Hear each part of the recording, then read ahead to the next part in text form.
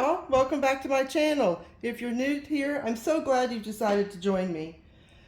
Today we are going to be working on Roxy's Journal of Stitchery Volume 4. This is my first project titled 1776 and we are up to prompt 7. So I know some of you are probably going, Dion, where's prompt 6? And I'll tell you, I do not have a large collection of beautiful trims. I saw so many people on YouTube doing these beautiful collection clusters of trims, and I just don't have that. This is the collection of trims I have gathered up for this project. And they're beautiful, but they're nothing to write home about, and they're certainly nothing that's, worthy of a focus piece. So I do have some projects that involve some of these trims, and I thought about trying to, wedge them in there and make it work. But I just decided, for me, trims are a finishing item in this particular project. And so I'm going to skip 6. And imagine how happy I was when prompt 7 came out, because that was one of the projects that I was going to wedge into trims. So I was thinking there's 2 components to this project. And so I was thinking I'd split them apart and do 2 separate, but I'm ready to catch up. I'm going to squish them together as they were originally planned and move forward. So we'll be using these trims, and today I'm super excited because we are going to be focusing on this section right here, the left-hand side of the project, and working in this left stripe. And today we are going to sow some wheat. So you may recall I have this fabric that I found that has fronds of wheat on it. And so my first plan is to take this fabric and I'm going to turn it into a ruffle. So let's see, let me find the edge. This piece of fabric is huge. Oh, I should have cut this in advance, I can tell already. All right, here's where I cut out for my Dresden plate piece, so we'll just keep working from this little corner, and it's the edge, so that's perfect. I think I've never done this, but I imagine that I need at least like twice the length of fabric. So that's 2 times, and then I just have this little bit left down here at the bottom. I'm just gonna go ahead and shear off the whole side up to this cut right here, or that fold right there. So let me get my scissors out. I don't know if I'm on screen. I think I'm gonna make it, I don't want it to be crazy wide, so I think I'm gonna make it about there, and I'm just gonna cut along, kind of following the pattern to try and keep a straight line up to this fold. Yes. So we'll go ahead and go up here, cut that across. Oop. Okay, let me get this put out of the way. All right, so this is the fabric I'm going to work with. Oh. You see what I did?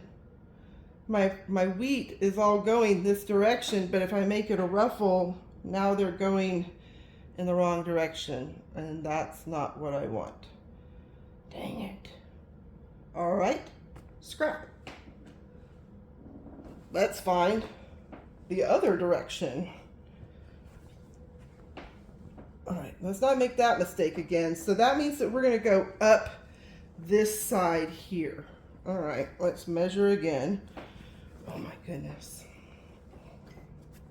All right. So there's 1 length, 2 length. I'm gonna give myself a little grace here just in case, because I've never really done this, so I don't know exactly what I'm looking for. We are going to, how wide do I want this? Let's see.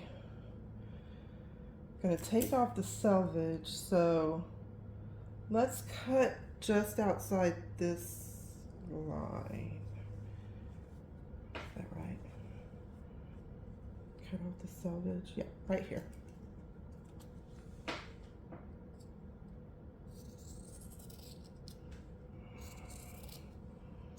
So how is everybody doing? I hope you're doing well. We are doing well. The weather is changing. We're potentially in fake fall too, but you know, my dad said it was going to be an early fall, so we will see. All right, let's try this again, y'all. Get out of the way.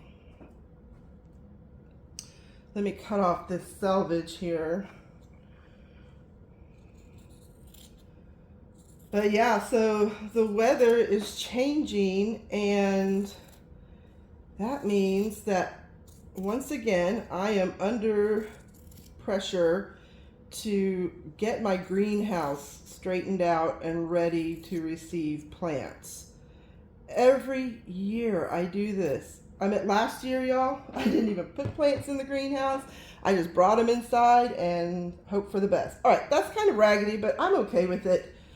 We're going to take this thread, and you've seen me do this before, where I just do a quick running stitch down the middle and then end up gathering it all together. Oh my gosh, you know what's wrong, you guys? I'm sitting here going, why am I struggling? I don't have my glasses on. I'm going to stop the video well, I'm just going to go grab them. Hold on.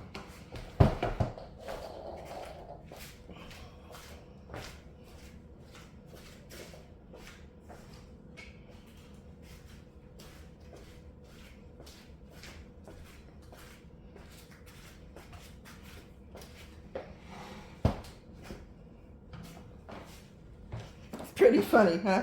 Go through all this effort to get yourself ready, and then you don't have glasses on, whatever. I think that this needle's too fat, because as I was walking to go get my glasses, I thought in the middle of this ruffle, I want to put, no, it's not going to work. It's not going to work that way. I'm going to have to do it another way. In the middle of the ruffle, I want to add this piece of trim just down the center.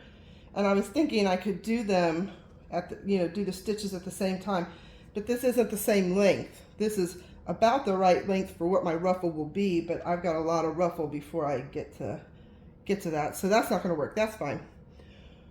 All right, let's get threaded up here. I got a knot. I got a needle and thread. Let's sew. Okay. So anyhow, yeah, I have, here in North Texas, as I'm sure you can imagine or maybe are aware, it gets really hot in the summer, and we never have enough rain. And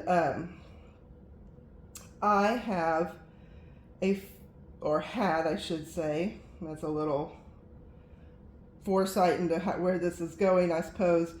I had a very large collection of succulents and cacti and agaves and aloe veras. I mean, I had a very large collection. And in the freeze of 21, isn't that crazy? It's I sound like an old timer. In the freeze of 21. But in the freeze of 21, our house was not a rolling blackout house. Our house was your electricity is going to be off for 30 plus hours. And by the time I realized that we were not part of the rolling blackouts, that we just didn't have power, it was too late. I ran outside. I had been checking on the greenhouse all day. The temp seemed to be holding just because of the sun. I mean, we were frozen, but we still had sun. And the temp seemed to be holding, but as soon as enough hours went by and the sun started to go down, I was like, nope, they've got to come in. And it was too late. And I lost 80% of my collection. I mean, we're talking, I had over 300 plants crammed into that little greenhouse, and it was devastating. And then the cost of plants went up so much You know, I had a plant that I paid $8 for that was a very well-established, mature Euphorbia trigona, and I got it for $8 at the farmer's market. But now you can get a cutting of the same plant, potentially rooted, probably not, for 20 bucks. And I'm like, no thank you. I mean, my plant was easily a 3-4-year-old, very well taken care of, very well established plant when I bought it. And it had only gotten better from there. And I'm not paying $20 for no, it's just not happening. And so I have not really rebuilt my collection, primarily because I just cannot justify the cost. All right, see, that is too scrunchy, but let's see if I can kind of finesse this out and get what I was kind of hoping for. Let's see here. And what's my length looking like on that? Not too bad. It's pretty cute. I think maybe just a couple more stitches and we can call that. I meant you could sit here, y'all, and fiddle with these ruche points all day, probably trying to get them just so. But I'm going to put just a few more stitches in, call it, and then work with what I've got. So yeah, but my aloes survived. Most of them. I lost a couple, but my aloes pretty survived, and that's pretty much all I have left. And I still put them out in the summer because, you know, that's their best time. But what do we think on that length? I think it needs to be pulled a little bit shorter, right about there. I like that length. So I'm going to go ahead and finish this stitch on the back.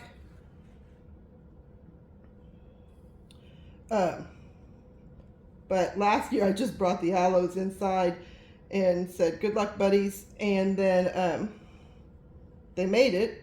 They weren't living their best life, but they made it. And so now here we are again. I still don't have the greenhouse cleaned out. Still got to get it ready. And fall is potentially arriving early. So as usual, Dion is scrambling to take care of stuff. It's all right. We'll get her done. All right, let's see. So I think this ruffle is going to go right about here. And I'm going to probably mess around with it some more. I'm just needing I just really kind of wanted to get it established because, and then this will go right here in the middle. Just to kind of hide that stitch and emphasize the ruching of it all. I think it's so cute. I love it. It's exactly what I envisioned. But here is the true test, or this is the true element. Right here, I am going to draw in and embroider some wheat. So I needed to see what kind of space I had. I'm trying to balance out the space over here. See how I left this space here? I'm trying to leave a similar space on this side so that I can maybe do some kind of decorative stitch in there that's balanced. Listen, y'all, I know you're probably like, balanced, this is slow stitching. Yes, but it still needs to be balanced, and I was raised by 2 mathematicians, so everything has to be balanced in my life. Everything on both sides of the equal sign have to be the same. So that's just, I have just learned to deal with that, and it's a struggle, but we'll make it, right? Okay, so my wheat is going to go in here. I've got, let's just see here. Kind of did a initial sketch. I think I want one ear. Are they ears of wheat? One ear here, another one. I know, guys, I'm sorry, my hand's probably in the way. Another one here, coming up here. I'd like to do a leaf. And I'm gonna put one, I was looking at wheat online, and a lot of them have like a little bent section there, so I'm going to put that in when I do this. So there's one wheat, 2 wheat, a leaf. I'm going to do, I think, a big one, a big tall leaf that runs up here. I'd like to get 3 leaves on here, but I know I'm working in a pretty small space. So there's a tall leaf there, and then just maybe one short one that comes around over in here. What do I think? Maybe, no, this one's kind of too close to the height of that. I'm going to bring it up further, right about there, just so we get a good staggered approach. Here, I'm going to go ahead and mark in, I want about, let's see how many come out. 3, 4, 5, 6, 7. All right. 1, 2, 3, 4, 5, 6, 7. That kind of marks where the berries, the fruit, the nut part of the wheat will be. I feel like I should know these botanical terms. 1, 2, 3, 4. We're going to make this one a little bit smaller. It's not quite as developed. 1, 2, 3, 4, 5. Okay, and then it will have the ruffle right here, and I think it kind of balances the roses that go up here, and then also the color balances because we have the same color story down here on this side. I think it's all going to work out. So let's remove the ruffle now that we have our spatial reference, and let's go ahead and do some work on the wheat. I have here, let's see, hopefully this will, that's what I thought. Guys, look away. Wait a minute. No, there we go. I was going to say look away. Oh, we're still. My cats found this, and they were very happy about it. So this is a satin DMC, and it is a booger bear to work with. It's very slippery and likes to separate a lot, but it is beautiful when stitched with. Like if you look down here, that is the same thread that I used there on my monogram, and it just brings a certain little shine that I feel I need in my life. So I'm gonna go ahead and thread up this needle. Wait, not this one. I don't like that one. I need a fairly big eye because I'm going to go ahead and use all 6 strands just because I want it to have presence. I want the stems of these wheats to have presence, and this is kind of a light color. So I am going to use all 6 strands, so I kind of have to use a little bit of a bigger eye. Let's get a knot put in the bottom of this. And I am just going to do a stem stitch, just straight up, simple as can be stem stitch, because there's a lot of other things that are going with this, and so we're just gonna keep this simple. This fabric, this towel that I'm working on, I hope this works out okay, because the weave on this is so loose. It's very loose and likes to separate and likes to give way and allow large holes to happen. So I'm going to try and keep this. I feel like my knot, oh no, it's fine. I'm having this problem where I think I've pulled the thread all the way through and then I haven't. You know what, I'm going to take this pin off. It's making it too top heavy and hard to move around. It'll come back. It'll come back. So, yeah, I was just so excited. I have had this, oh darn it, see, slippery thread. Ugh. I'll try to do better at keeping the needle threaded with this stuff. I gotta be very conscious. But that's why I used a fat eye, because I anticipate having to rethread this several times. So I'm just doing a simple stem stitch here, And then we're going to come back and do some bullion knots. And I think it's going to be really great, just following our line. But yeah, so the seasons are changing. I called my mom and said, do you have a fabric with these kind of flowers on it? I'm looking for a very specific flower for the Stitch the Seasons vision that I have. And she does not. She has, I'm looking for mums because that is a big flower here in Texas during the fall. Not only is it a big flower to plant and put in your yard, but you may have heard of the homecoming mum. For those of you who might not have this tradition, in the fall, you know, football is big. American football is big. And in the high schools, we have homecoming. And I think probably all high schools have homecoming. Maybe not overseas. I'm not sure. But here in Texas, we have a tradition that I think it's starting to creep across into Oklahoma. But right now, forever, it's just been a Texas tradition. And at homecoming, the girls wear mums. And I'll try to find some pictures that I'll slip in here for you, or maybe slip in at the end of the video so you can see what exactly a homecoming mum looks like. But I tell you what, if you go on Pinterest and just type in homecoming mum, it will blow up and you will be like, what in the world am I looking at?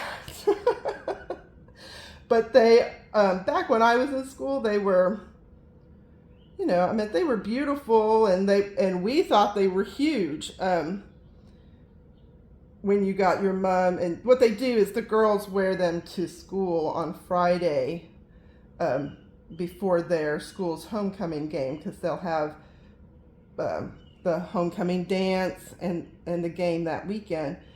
And so they will wear their mums to school on Friday. And y'all, some of them are so out of control nowadays that people have to design special harnesses and whatnot for them. It's craziness.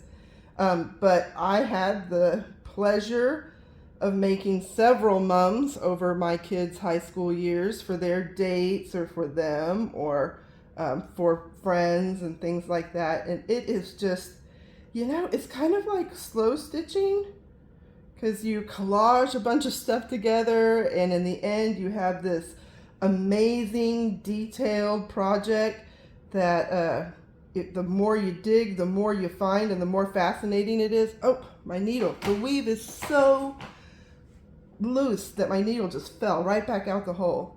I hope you guys can see what I'm doing. I'm trying here. I'm sorry. This is a long stem. What was I talking about? Oh, yeah. Some of them are so big now that, like, you have to have special harnesses for the kids to wear them. They are ridiculous. Mine were, everybody always thought mine were over the top, but I can tell you this, you didn't have to wear a harness to walk around school for the day. So they weren't as over the top. I mean, there's some kids who have tablets built into their mum and strapped onto their chest. I'm just like, really? That's a little much for me. So, yeah, Texas homecoming mums, look them up. But anyhow, I told Mom, I said, I want to do mums on this project, and I'm looking for just the right fabric. And she sent me a picture of a fabric that she had that had mums on it, and I was immediately like, no, Mom, not that fabric. Mom is a huge collector of Kaif fabric, which, you know, it's very bold and bright colors, so it's right up my alley as well. But, you know, if I was to cover the whole thing, much the way other people who are participating in the project are doing, I mean, it just seems a waste to cover that beautiful Kaif fabric, especially with how much it costs. It's not cheap, as I'm sure if you're familiar with Kaif, you may know. It is not cheap. I'm going to start here a second. I'm going to stop that because it's taking forever and I am really trying to keep this video to a manageable watch time for everybody. So I'm going to stop there and come up here and let's look at the wheat berries. Are they wheat berries? The seeds at the top. Let's look at those. To do those for this project, I'm going to put in a bullion knot. So I'm going to come here to where my first mark is, and I'm going to put in a bullion knot. And I'm going to have to be very careful because my fabric is going to want to scrunch so easily. All right, let's do 1, 6. That's probably plenty. That's probably too much. How many? Let's try again. That was too much because I'm using all 6 strands because again, I don't want a fine bullion knot. 1, 2, 3, 4, 5. Let's stop at 5. Yes. All right, I'm gonna hold it, pull through. My needle's eye is huge, so I anticipate complications, but this thread is super slick. So, oh, it made a beautiful bullion knot. Yeah, that's awesome. I'm so excited about that. So, there's my bullion knot. Let me come down here to, oh, you know what? I don't want to come down yet because I wanted to see around this bullion knot, I am going to sew a lazy daisy stitch to kind of create the kernel that goes around that seed. And so I have some options. I want it to be a different texture, so I have this so that little shiny seed will pop out, a light yellow, which I'm not hating. I also have this brown or like a khaki color, which I'm also not hating. I mean, that's a pretty decent contrast. And my last choice, I have this yarn that I picked up from my mom. It's very furry, and I thought that this was what I was going to go with just because I love how soft it is and the fur, but I think it kind of maybe hides my bullion a little too much. Oh, I don't know. I think it's definitely down to this one, which is a darker shade of yellow than this, so there's still some contrast. Or this khaki color. Oh, I wish my phone a friend was home, also known as my daughter, because she is who I go to. I think I'm going with the khaki just because I like the contrast. So that's kind of a surprise because I really thought I was going to go with that soft golden yarn there, but I like the contrast of this one better. So there you go. Anyhow, my daughter, who is very artistically skilled, she's my phone-a-friend, my creative phone-a-friend. I call her in and ask her questions all the time. Let's see. So I just really what I want to see, the reason I'm kind of skipping around here is because I don't know if my lines that I drew here as guides are actually spaced out enough. Let's make sure what's going on here in the back. Lots of loose threads. That's what's going on here in the back, y'all. So I'm going to bring this up around my bullion knot.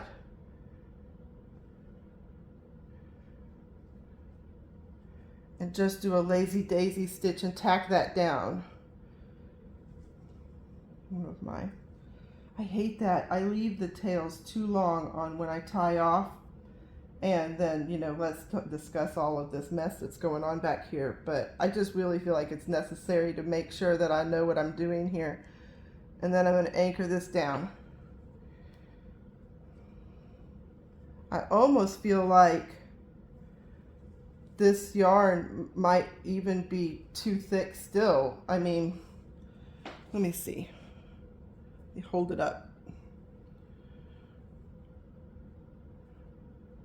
Okay, I think it's okay. I think my lines do need to come down a bit just to accommodate for the thickness of the yarn. I'm wondering, let's see if I can pull this a little tighter. Let's see, this towel, it likes to give and then bounce back again. So let's see if I can get that. Oh yeah, there we go. That's a little tighter. And I think that that's showing through really cutely. Yeah. All right. Do y'all want, maybe I should show you that one more time? I don't know. It's a little complicated here, guys. I got a lot of threads, but we'll try. Let's restring the bullion knot thread.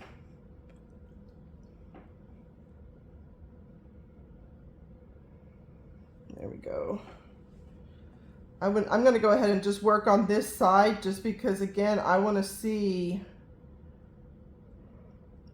how far down. I think that's because they are close together. They are packed close together, but I don't want them to be, you know, too close together that it becomes globby looking and just a big mess. So let's put one more knot in here and see what this spacing is like. And then I will probably turn off the camera and I think I said I wanted more wraps. 1, 2, 3, 4, 5, 6, 7, 8. Let's do 8 wraps instead. I'm gonna hold it. Come on. Come on. Let it go. There we go. Y'all, having the right tools is important, which I never, ever seem to have the right tools. I'm always having to MacGyver something together. All right. So we'll put this French knot, set it in. Let's string up the yarn again.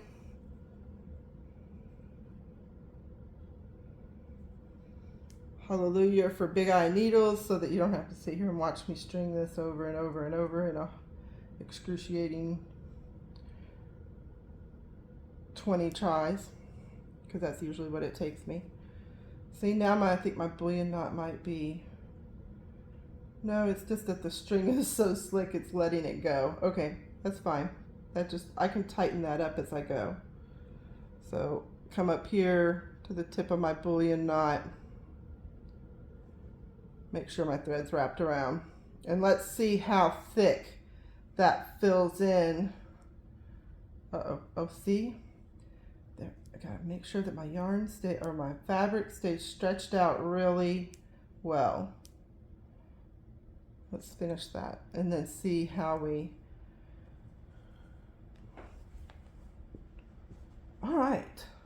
I am pretty happy with that, because I'm also going to come in with a thread, and you know how they have the spiky parts that come in and out. So I will also be coming in and doing that. I'm going to turn off the camera. This is a lot of bullion knots for y'all to watch. I'm going to finish my stems and the wheat here, and then we're going to come back and talk about these leaves. Okay, I'll be right back. Hi y'all, I'm back, and let me tell you, I came in on the struggle bus here. Let me show you what has gone on. It is a couple days later from my last video. The first problem I had, I anticipated. When I did the roses over here, I did this one straight onto the towel, and the weave was so loose it was really difficult. So these two roses here, I actually I did them on a separate piece of fabric and then sewed them down to this background. So when it came time to start doing my wheat, especially the leaves here, which I wanted to cover in a satin stitch, I started having a lot of problems. And that's when I realized that I had skipped a critical step and was paying the price for it. I did not back my piece. So I took some time, cut some fabric, and went ahead and invisible stitched this whole thing down onto this piece of, it's an old pillowcase actually is what it is. So that has made things a lot easier. Sadly, now that means that all of the sewing that was on the back of my project that kind of told the story is now covered up, but that's okay. You know, I know it's back there. I know how much work I've put into it, and that's going to be fine. So let me show you what I've been working on, and I'm going to end up finishing this off camera, and there will be pictures of it at the end. But what I've done here, let me see if I can kind of move this into the center more. I made my wheat.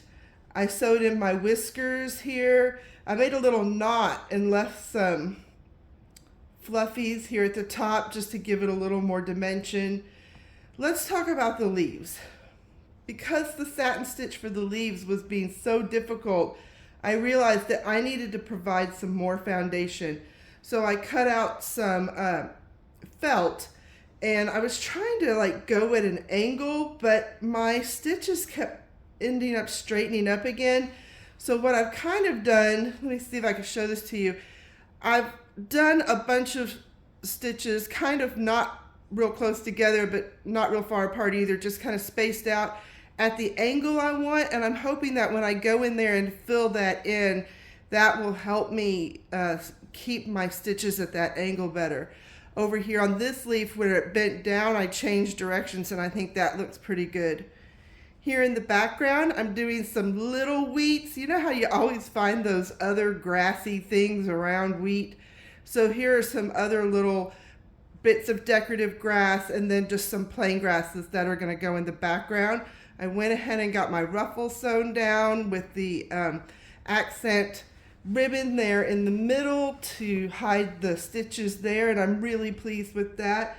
And then I'm going to finish this up by kind of grounding my botanical wheat here with some of these buttons. I have one more somewhere. It'll go right here with some of these buttons, and I'm going to actually sew them down with some gold beads on top of them just to kind of bring that gold up into here and on into my wheat pattern. And then that is going to wrap up this piece for this prompt. I hope you've enjoyed it.